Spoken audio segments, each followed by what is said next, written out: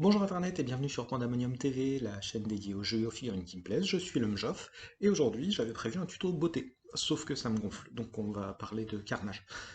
Plus précisément d'un rapport de bataille sur le mode bataille justement, qui s'est déroulé hier chez moi, et qui a vu s'affronter mon clan Goon contre la faction Carne de Maison Claire de Boindil 78. Alors c'était une partie de bataille et pas d'escarmouche, d'habitude on joue à carnage en 500 couronnes avec 4 à 7, 8 figurines par camp. Là on était sur 1200 couronnes, donc un peu plus du double, et dans un jeu normal le jeu est déjà assez dense. Donc, on avait une petite appréhension sur la durée du jeu, donc je vais passer plus de temps dans ce compte rendu sur tout ce qui est mise en place et mes commentaires que sur le compte rendu en lui-même, parce que a priori tout le monde s'en fout de savoir si j'ai fait un critique ou si j'ai raté un truc ou si Boindin en a réussi un autre, par quelques moments un peu épiques, et puis ça évite de faire une vidéo de 2 heures. On se retrouve après le générique.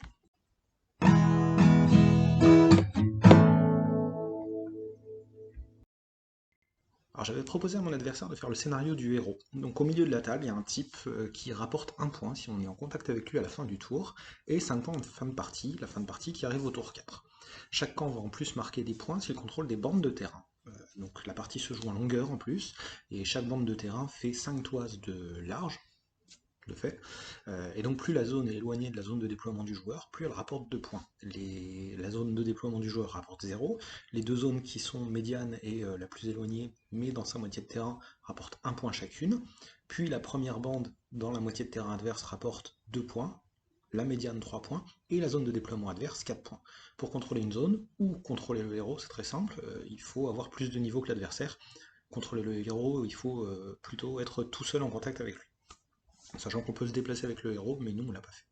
Donc du coup on avait un scénario assez simple, sans règle spéciale de déploiement, pas d'action additionnelle, pas de blocage quelconque, donc on a pu jouer directement. Moi j'avais une liste avec 3 fers de lance et 25 niveaux, dont une famille d'Alaric qui contenait 7 figurines, plein de dogons et un père de famille donc, un bloc de soutien avec le vieillard chaman, les éclaireurs et l'herboriste, et enfin un bloc offensif avec le champion tribal, deux Mongo, une tisserande. J'avais 9 marqueurs d'activation, puisque mon seigneur de guerre était le père de famille niveau 3. En face, mon adversaire avait 9 figurines et 23 niveaux. Premier fer de lance comptait Syria, Enguerrand et un frère. Le second, un cavalier paladin, un garde et un archer niveau 3. Et le dernier contenait un garde, une avant-garde et un paladin. Le tout pour 8 marqueurs d'activation.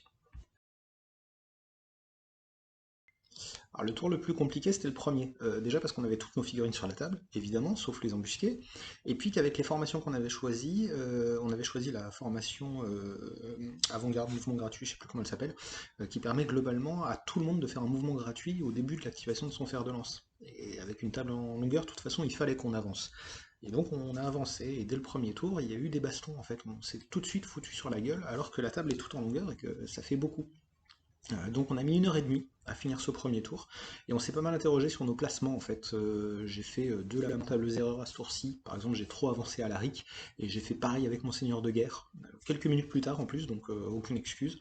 Résultat c'est que les deux se sont fait littéralement fumer par les guerriers carmes, et sinon personne n'a réussi à avancer au-delà de sa moitié de terrain. On était bloqué, entre autres par la grosse tour, mais aussi par les figurines adverses. À la fin du tour 1, il y avait 2-2, puisque personne ne franchissait les bords de table respectifs et personne ne contrôlait le fameux héros. Au tour 2, ça allait beaucoup plus vite, hein. On commençait peut-être à prendre aussi de l'habitude du jeu. Là déjà, en plus, on était dans de la bagarre, les gens étaient déjà positionnés, donc ça allait un peu mieux. Et on a choisi la formation tortue, qui augmentait les défenses de tout le monde, mais ralentissait nos os. On perdait 2 marqueurs chacun. Donc les carnes en ont profité parce que ils se défendaient encore mieux. Alors déjà qu'ils se défendent bien, qu'ils ont des armures, mais là ils se défendaient comme des brutes. Et pourtant c'est le tour où ils ont subi le plus de pertes, puisqu'ils ont pris 2 pertes ce tour-là.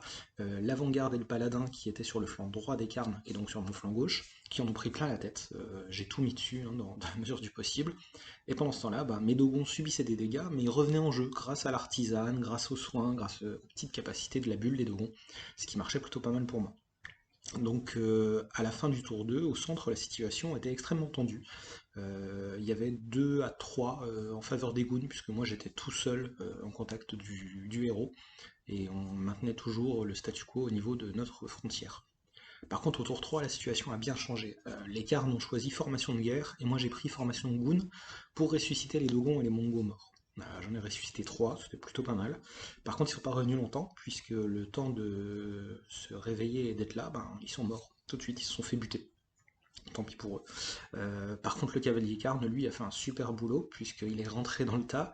Il a explosé un Mongo, je crois. Il a dû se refaire à Alaric, qui était déjà mort une fois, mais qui était revenu en jeu. Et il a réussi à traverser toutes mes lignes pour arriver sur mon bord de table, directement dans ma zone de déploiement, là où il était le plus emmerdant, puisqu'il marquait 4 points à ce moment-là. Enguerrand l'a suivi, tant qu'à faire, autant envoyer la deuxième brute, enfin, le deuxième mec intuable. Et puis là, ben, moi j'ai dû faire des choix pour minimiser le nombre de points que je perdais et que marquait mon adversaire. Donc mon vieillard chaman a reculé pour bloquer un peu le jeu adverse, pas lui faire gagner 4 points. Et le père de famille, ben, il a avancé de l'autre côté pour essayer de marquer des points. Donc en fin de tour, on est sur 7 à 4 pour les carnes, seulement pour ce tour, hein. Donc, il a bien avancé. Au tour suivant, en fait, le dernier tour, puisque ça se jouait en 4 tours, j'avais plus que 4 figurines en jeu. Donc voilà, on va dire que les carnes ont juste fait un carnage, hein. Ils se sont jetés sur tout ce qu'ils trouvaient. Le cavalier s'est fait le vieillard. Le vieillard a tenté de se faire enguerrand, mais il s'est raté bêtement. Bon, voilà, c'était peut-être un peu trop ambitieux pour lui. Et donc tout le monde s'est positionné comme il pouvait. Le père de famille a réussi à rester en vie, c'était déjà pour fou. Sauf qu'à la fin du tour, mon adversaire fait 12-0. Donc on n'en parle plus. Donc en fin de partie, le total était de 29 à 12, ou 29 à 11, bref, grosse victoire des chatons, pas mal. Alors, le premier commentaire que j'aurais à faire, c'est que c'est une partie qui a duré 4 heures. Donc ça semble énorme, hein, c'est plutôt le format de jeu qu'on a d'habitude sur des jeux Games Workshop, plutôt que sur des jeux d'escarmouche. Mais faut pas oublier que bah, moi je débutais totalement avec les Goons, c'était ma deuxième partie avec eux. Je crois que Boindy n'avait pas encore essayé toute sa combinaison telle qu'il l'a joué hier, même si ça doit pas changer grand chose, mais enfin bon, on a quand même réussi à aller jusqu'au bout, et puis surtout, bah, il a fallu à beaucoup de moments vérifier les profils, les capacités, toute la bulle, les sorts, enfin il y avait énormément de choses sur la table, hein, de toute façon, donc ça prend forcément plus de temps qu'une partie standard. Moi j'ai bon espoir pour qu'on arrive à jouer en 3 heures, peut-être un peu moins avec du bol sur des parties ultérieures. Surtout que je pense qu'en augmentant la taille de la partie, on va pas augmenter de beaucoup le nombre de marqueurs, donc on devrait rester dans des durées assez raisonnables. Tactiquement, j'ai merdé, complètement. Au tour 1, j'envoie Alaric beaucoup trop à l'avant, tout son fer de lance s'est fait maraver la gueule, parce qu'ils étaient tout seuls sans Alaric, et puis le père de famille s'est fait buter, et c'est lui qui défendait tout le monde. Et ben, sans bloc défensif pour défendre, ben, on défend plus. Et on perd la partie, c'est pas difficile. Surtout qu'en face c'était de l'élite quoi, faut pouvoir les bouger les mecs. Donc puis c'est pas avec un Dogon avec une sarclette qu'on va pouvoir faire grand chose contre un paladin en pleine forme. Puis il avait des paladins en pleine forme pour le coup. Pour moi le tournant de la bataille c'est effectivement le moment où il y avait un paladin au centre qui a repoussé les Dogons à coups d'attaque de C. En fait il foutait des coups de clé mort et il m'en butait un, et il repoussait l'autre, il m'en butait un, il repoussait l'autre. Et donc à la fin du tour, le mec était tout seul au milieu du champ de bataille et regardait les Dogons en train de se relever. Ça devait être plutôt marrant pour lui. Mais alors moi, je n'osais même plus aller l'affronter parce que je me rendais bien compte que chaque fois que j'essayais, ben, les mecs, ils allaient prendre un coup d'épée et puis ils allaient finir par mourir, quoi. Mention spéciale quand même à Enguerrand, qui s'est pris un champion tribal, des guerriers mongols, le vieillard, qui finit avec un seul point de santé, grâce à un superbe critique sur sa dernière défense contre le vieillard chaman. Bon, c'était un vieillard chaman, hein, il a pas fait non plus des miracles, il a tenté des sorts, puis quand il s'agissait de mettre des coups de bâton, il a été un peu moins fort, voilà. Donc ça donne deux trois jolies photos, mais bon, voilà, Enguerrand s'en est super bien sorti. Et même si le vieillard chaman, bon, il a été un peu héroïque sur le coup à essayer de s'attaquer à un lion beaucoup plus jeune que lui, ça n'a pas été très très très payant. Et il m'aurait fallu un gros coup de bol pour que ça passe, mais c'était tellement marrant à tenter. De toute façon, il lui restait un point de vie et je faisais 4 dégâts minimum. Sauf que c'est jamais passé. Bon, bah, voilà. À la réflexion, je me dis quand même que j'aurais peut-être dû choisir le vieillard chaman comme seigneur. Parce qu'en fait, je démarrais à 9 marqueurs, et qu'avec le vieillard chaman, j'étais à 13 marqueurs. Et peut-être que comme ça, ça aurait pu me donner l'avantage du surnombre pour de vrai. C'est-à-dire que là, j'étais plus nombreux, mais tout ce que ça voulait dire, c'était que chaque fois que j'avais un Dogon qui mourait, c'était un autre qui pouvait prendre le rôle et servir de figurine active. Alors que peut-être que si j'avais eu 13 figurines actives dès le premier tour, mon adversaire aurait été moins tenté de me rentrer dedans, puisqu'on n'avait pas du tout autant d'activation, et moi je pouvais activer largement 4 Dogons ou 5 Dogons tout pourris, alors que lui il était en train d'activer des figurines d'élite. Et ça me permettait finalement de regarder un peu ce qu'il faisait, plutôt que de me jeter dans la gueule du loup. Enfin, du lion, parce que, encore une fois, on fait avec ce qu'on a. Donc ça c'est pour la prochaine fois, j'y réfléchis, mais si ça se trouve la prochaine fois on va peut-être monter d'un cran et essayer de passer sur une partie à 1500 ou 2000 couronnes. Donc, si on peut, ça peut être plutôt pas mal. Je suis vraiment content d'être allé au bout de cette partie, parce que le mode bataille ça fait un peu peur quand même quand tu te dis waouh, il y a 1200 points sur la table, on met déjà 1h30, 2 heures pour faire une partie normale en 500. Donc jouer à 1200, c'est costaud. La dernière fois on avait essayé de jouer ça au club, malheureusement j'avais dû rentrer à la fin du tour 2, faute de temps, et bon on aurait peut-être fini quand même, j'en sais rien, c'est difficile à dire.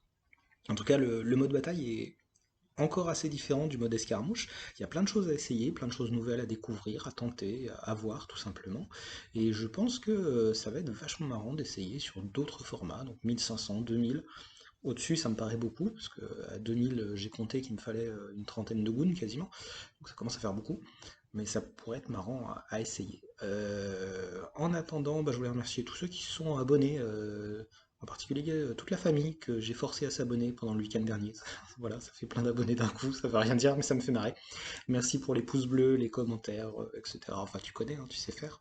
Dans une prochaine vidéo, on fera sûrement ce tuto beauté que j'avais promis. Hein, j'ai pas eu le temps de le faire aujourd'hui parce que j'avais pas envie, ça me gonflait, mais on le fera le tuto beauté, t'inquiète pas.